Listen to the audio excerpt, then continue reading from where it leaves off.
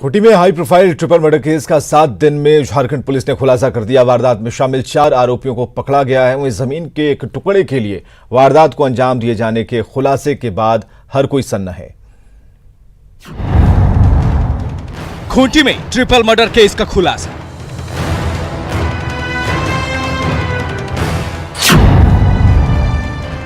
भूमि विवाद में खूंटी में खेला गया खूनी खेल। हत्याकांड में शामिल 4 अपराधी गिरफ्तार।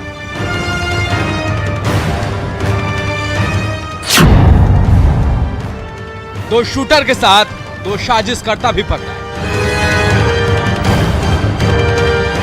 22 जुलाई को एक साथ 3 लोगों की हत्या के खूनी खेल से खूंटी सन्न रह गया था। बीजेपी नेता मागो मुंडा, उनके बेटे लिपराय मुंडा और पत्नी की ताबड़तोड़ फायरिंग कर हत्या कर दी गई थी।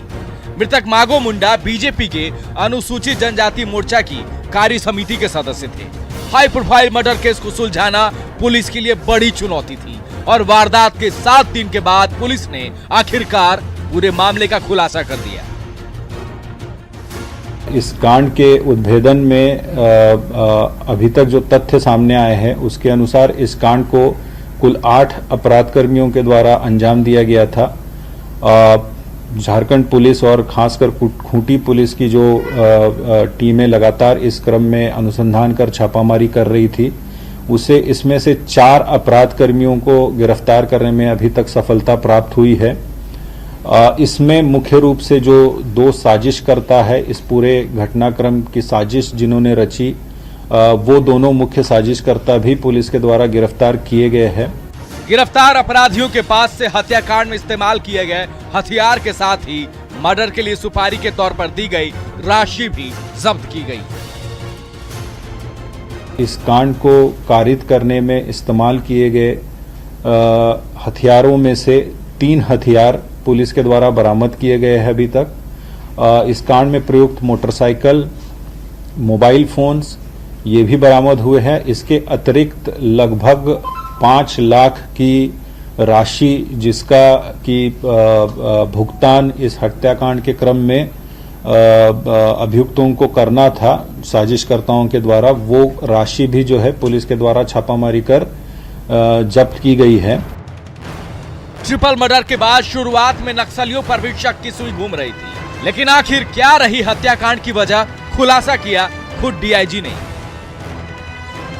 इस कांड का अत्यंत ही प्रोफेशनल तरीके से अनुसंधान किया गया है और अभी जो इसका जो मुख्य रूप से इसका कारण जो सामने में आया है, वो एक बड़ी जमीन को लेके जो है विवाद जो चल रहा था, वही इसका मुख्य कारण है। और जमीन बंटवारे को लेके इस हत्याकांड को अंजाम दिया गया है। मुख्य रूप से जो जमीन विवाद की बात अभी तक सामने में आई है, वो हेडगोवा गांव में ही स्थित 12 एकड़ 55 डेसिमिल जमीन है, जिसको लेके जो साजिशकर्ता, मुख्य इस कांड के जो साजिशकर्ता है और जो मृतक है, उनके परिवार के बीच में इस जमीन की बंटवारे को लेके और इस जमीन की हिस्सेदारी को लेके काफी दिनों से विवाद चल रहा था। पुलिस की मुस्तैदी और मिशन मोड में चलाए गए ऑपरेशन से ट्रिपल मर्डर का खुलासा होने से प्रशासन ने राहत की सांस ली है। खूंटी से न्यूज़ 18 के लिए ओम प्रकाश की रिपोर्ट। और अगली खबर है गढ़वा से, जहां नगर उटारी पहुंचे जेवीएम सुप्रीमो बाबूलाल मरांडी ने सदस्यता अभियान की शुरुआत की और तकरीबन 250 लोगों को पार्टी की सदस्यता दिलाई। और इस दौरान बाबूलाल ने आगामी विधानसभा चुनाव को लेकर पार्टी कार्यकर्ताओं को निर्देश दिए। बाद में लोगों को संबोधित करते हुए बाबूलाल मरांडी ने बीजेपी सरकार पर जमकर निशाना साधा। उन्होंने अमन जैन के साथ जीने के लिए जेवीएम की सरकार बनाने की लोगों से अपील की।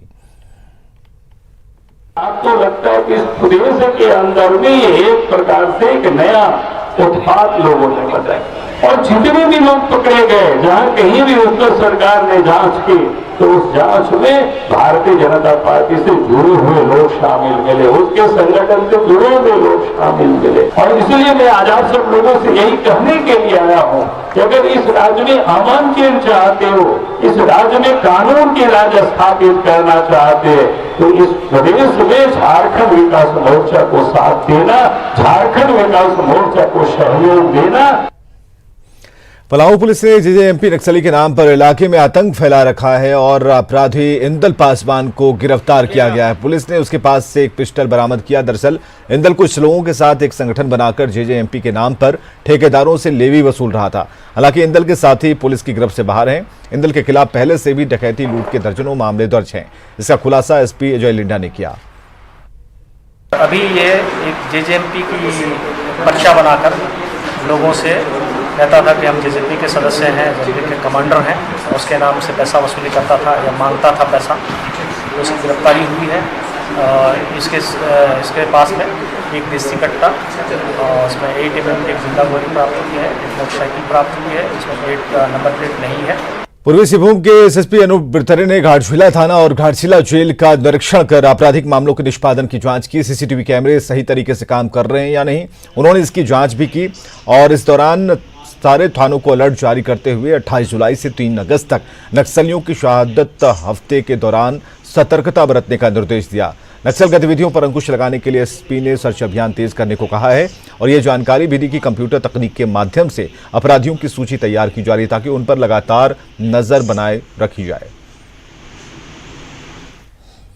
जामताड़ा पुलिस ने बेवा झरनापाड़ा बाईपास में मारुति SX4 कार से 2 बोरा गांजा बरामद किया है। तकरीबन 60 किलोग्राम जब्त गांजे की अनुमानित कीमत तकरीबन 12 लाख रुपए बताई जा रही है।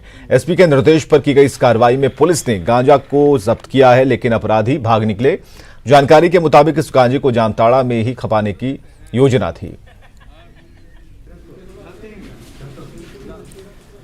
हाजीपुर जोन के आरपीएफ आईजी रविंद्र वर्मा ने लातेहार में टोरी जंक्शन का जायजा लिया है और इस दौरान उन्होंने आरपीएफ कार्यालय और बंदी गृह का निरीक्षण किया। साथ ही अधिकारियों के साथ बैठक की। आईजी ने यात्री सुरक्षा को लेकर विशेष चौकसी बरतने का निर्देश दिया है। इसमें हम लोगों ने पुलिस मुख्यालय में जो झारखंड पुलिस के वरीय अधिकारियों के साथ समन्वय किया है और स्थानीय पुलिस के द्वारा उसमें काफ़ी कार्रवाई हो रही है कि आगे इस तरह की घटनाओं पर अंकुश लगे। टोरी में आरपीएफ का भी पोस्ट बना है, नया पोस्ट है और यहाँ पे इंस्पेक्टर और अन्य स्टाफ को लगाया गया है और यात्रियों की सुरक्षा के लिए काम हो रहा है। स्कॉटिंग भी हो रही है, स्कॉटिंग पार्टी भी आती है और रेलवे एक्ट और अन्य धाराओं में कार्रवाई भी हो रही है और आगे इफेक्टिवली बढ़ाया जाएगा। और न्यूज 18 सिर्फ 10 पैसे में आप पूरे महीने देख सकते हैं। आज ही अपने डीटीएच या फिर केबल ऑपरेटर से संपर्क करें या फिर ऑनलाइन सब्सक्राइब करें। इस बुलेटिन में इतना ही। झारखंड की बाकी खबरों को देखने के लिए आप लॉगिन कर सकते हैं हमारी वेबसाइट news18jharkhand.com पर।